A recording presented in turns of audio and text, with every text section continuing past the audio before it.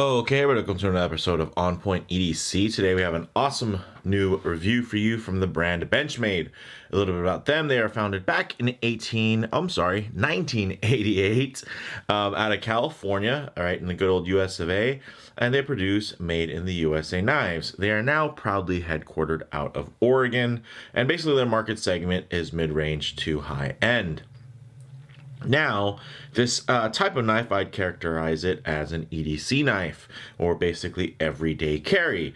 Now, some key common characteristics and design language for when you're looking for something that you can carry on your person every day. Of course, you're going to want that pocketable folding knife that best suits the daily needs of the carrier. And this is one of those knives that has been hugely popular as of late. You've seen some crazy videos about why it's the worst and why it's the best.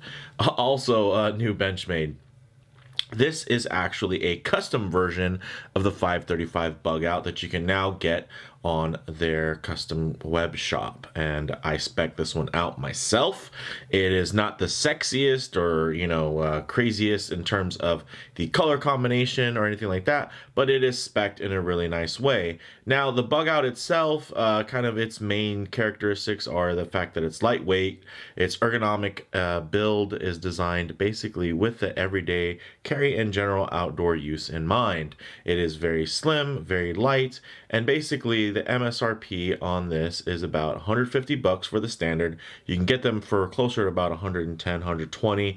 And as configured for this customized version with a 20 CV blade and G-10 handle scales goes for about 240 bucks. So with that said, let's go ahead, zoom the camera out, get this piece in hand, and take a closer. Okay, before we pick it up, a quick wristwatch check. Today we have my really old school Hamilton 38 millimeter khaki field chronograph. As you can see on my 7¼ inch wrist, it is not a huge watch by any means, although it's a chronograph, so it's on the thicker side. But at 38 millimeters, it's actually quite wearable, and I think it actually uses the dial space fairly well, especially considering that it has a day-date complication. So I wore this because, of course, Hamilton's roots are an American made, although the strap I have on it is from Christopher Ward. It's one of their hybrid straps, quick release, rubber on the underneath with the nylon on top. Really nice and durable from that standpoint. But I thought it tied in really nicely. Also, I do like this watch on a nylon strap. Unfortunately, because it's a chronograph and it's quite thick, I don't want to put any more material in between me and that case back. So just so you guys know, that is what's flopping around my wrist while I take a look at this knife.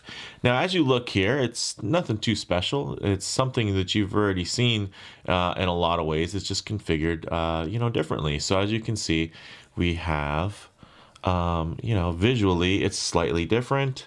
The main thing being that the fact that it's 20 CV and it doesn't have that very basic color scheme. Now, I had a very basic Bugout that I optimized with some really cheap scales that were made out of aluminum that actually make this thing feel like $1,000,000. So there are ways to already make this knife feel much more expensive. And man, that action is still insane. So there's that. And then there's also even, I had the limited edition as well, as you can see, also 20 CV, very similar in terms of the scales. But this one, you can see the limited edition is actually all milled out inside, so it's going to weigh less. Also, the hardware is slightly different. But in hand, there's a negligible amount of difference in the weight. But yeah, ultimately, this is kind of a weird looking one, or I shouldn't say weird, but just interesting. Like, clearly this is meant to be special. This isn't really meant to be anybody's, heavy beater knife or anything like that. While here you have something that definitely is intended to be more of an everyday piece. Now, when I configured this thing out, I really was thinking a lot about my G-10 940 Osborne, which a little dusty there. Let me give it a quick wipe. And this is one with just the standard S30V blade, but I did like, you know, obviously the deep carry clip. I like the G10 handle scales, the general lightness to it. This one I actually swapped out the factory hardware with this nice raw titanium hardware, so it'd have more of a monochromatic look. And this is definitely one of my more carried knives, honestly, just because it's deep carry. It's you know, super ergonomic and useful. And honestly, if I come across somebody that is a knife lover, they will understand, hey, Benchmade 940 is a great knife. So you do get a bit of street cred there. But the Bugout for me is definitely kind of the new. It's thin, it's very slicey, super lightweight. So let's talk about some of those details. So you're getting the Crucible 20CV ultra premium stainless steel, and then it's also in this nice drop point blade configuration there in terms of the shape. It does have a flat grind, and it is fully satin. It's pretty sharp out of the box, and very slicey. As you can see, very thin, and then which leads it to be quite thin behind the edge, if the camera can even pick that up. This is a very, very slicey knife. Now, it doesn't have that reinforced reverse Tonto tip for piercing like you get with the 940, and obviously it's less kind of complex, but at the same time it means it's a little bit less scary looking. If you have to flip this thing out at a birthday party and cut a balloon string, you're probably going to scare more people with the 940 than you would with something like this, because it has that very traditional silhouette, and honestly it looks more like a tool than a weapon.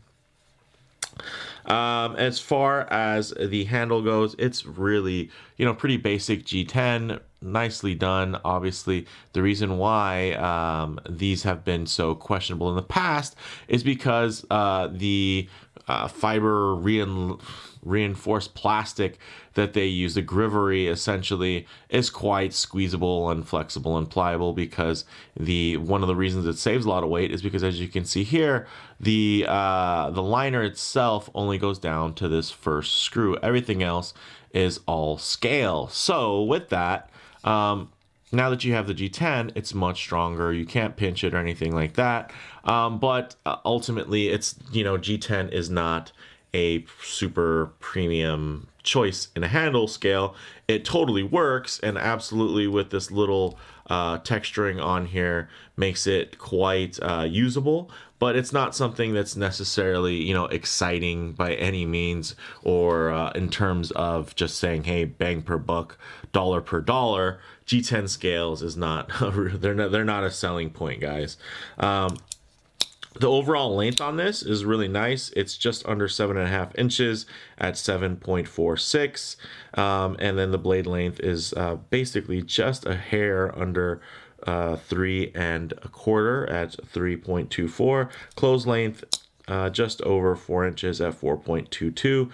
The weight on it is slightly heavier than the standard kind of plasticky model at 2.15 ounces in the G10. Again, no internal milling on there. So that's one thing. It is going to be slightly heavier, but feels way better. Honestly, when I bought this, I literally didn't even I put it straight onto these. I bought these before I even bought the Bugout, because I already knew that I would not like the smushy handles, and this thing is amazing. Definitely check out my full review for the AIM front scales. So if you're looking for something that feels a little bit more premium and costs a little bit less, and you're okay with kind of the blue hardware in terms of the standoff and the thumb stud, this could be the answer for you, because that is amazingly good.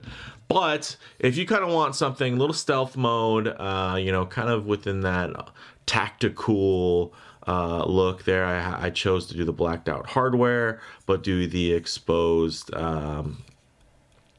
axis lock here to match with the thumb studs and the hardware on the back spacers there, the standoffs. So really nice from that standpoint. I think flows really well, and again, really just mirrors this guy right here. I mean, if you want to take it super blacked out, you could, but again, I kind of followed the theme in terms of the look on this bug out, which I really enjoy.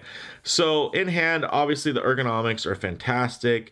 It has that wide, thin profile here. So although it's thin in the hand, because it's quite a bit thicker, let's see, as you compare it to something like, let's say the 940, which is thicker side by side, as you can see, top down. But here you go. This is why it fills the hand better, because it's wider. So it does have a nice feel. Not to say that, I mean, this thing feels great, and there's a reason why it's a classic. But here you get something with a much thinner, slimmer form factor, quite slicey. And again, if you don't need the reinforced piercing tip, then this is something that is going to ultimately be just as useful, if not more useful, in your day-to-day, everyday carry. And it's super lightweight, so if you're going to go for a trek, or you actually are going to bug out, then this would go great in a bug out bag or on your person, because it's not adding much weight at all at 2 ounces, and you're getting a fair amount of blade for that, and you're getting especially a lot of belly because of this particular blade shape. I think it works out really well in terms of usability. Now in the pocket, guys, of course this thing is super slim, very unobtrusive. You do have this nice, very tight kind of mini deep carry clip, which works. It's especially since it's so tight, you don't really need that length. And this is a lighter knife, so it is nice that it's tight. I think they dialed that in well, because if it was a little bit looser, you might lose it out of the pocket, because it is light enough to where it can be kind of probably popped up a little bit. So the action is amazing. Of course, phosphor bronze washers, very smooth action there, as you can see. Axis lock, so very easy. One-handed, ambidextrous lock. I mean, these are great. When it comes to fidget factor, I think there's really not much that can come close to an axis lock in terms of fidgetability, and just really the deployment speed on here is just outstanding. Now, and especially considering it's unassisted. Now, as far as model variants go, guys, yeah, we talked about it. There's quite a few. They're typically going to be an S30V, and we'll have a couple of different color options, blade color options, if it's coated or not. And then you actually even do have the mini options available now. And the mini option sounds pretty good, but honestly, when I put this thing in my hand, I don't feel like it needs to be shorter because of how thin it is. It actually, for me, this is kind of like the perfect EDC-able size. It doesn't feel mini by any means, and it doesn't feel oversized. So it's, for me, it's right in kind of that sweet spot there. So that I'm enjoying that. As far as comparable options goes, guys, you know, this thing compares really well in terms of functionality to so many other knives within this price point, but the very basic G-10 handle scales make it an option that you might have to really love to justify the price. I mean, if you're a bug out collector, or you have, you know, a couple modified bug outs or limited edition bug outs, then yeah, I highly suggest going on to Benchmade's site and configuring your own. And you can add a bunch of different colors, you can choose the hardware, you can get an M4 blade, and yeah, I still might because I do enjoy. I actually configured before I did this, I actually configured a mini grip. I have quite a big collection of mini grips. If you're a fan of the channel, you probably already knew that. But if you're somebody that really enjoys Benchmade, American made, and just axis lock knives in general, this is one of the best, guys. Action's amazing, very solid, very sturdy, super slicey. They've really learned from their mistakes in the past, and I feel like they're much better for it now. And then, of course, one of the nice things is when you get a knife from Benchmade that is out of their custom shop, there's a little bit higher level of the inspections and the QC in terms of quality control and quality assurance. So this thing centers perfectly. It's a little bit tight around the pivot when I got it out of the box. I gave it a little looseness to it, and it still stayed nice and locked up. And it's, whew, man, really great, fun, fidgetable again. Really, guys, bottom line here on this one, this is a damn near perfect EDC folding knife. It really has everything that you need, but it doesn't have a whole lot in terms of bells and whistles to really entice you if you're not huge into the design of this knife. But if you're just looking for something that is just ultra versatile, this thing has, I mean, on its own, the standard version was a really strong, solid knife. And I mean, that's probably being nice in terms of the handle scales. But from a functionality standpoint, you know, the scales being squeezable was really more of just kind of, you know, it's like Bendgate with the iPhone. It's just all it took was for one person to do that and go, oh no. But in reality, that really, there's plenty of guys that are using these things, beating them to death with the original scales. They even done torture tests against knockoff Bugouts, and you see really how strong that basic plastic handle is. It's pretty impressive. So this is one of those things where, yes, the regular knife is quite good, but you can customize it and really put it to, you know, through its paces, put it in your favorite steel, so you're getting a little bit more for that money. You're not just paying for aesthetic changes.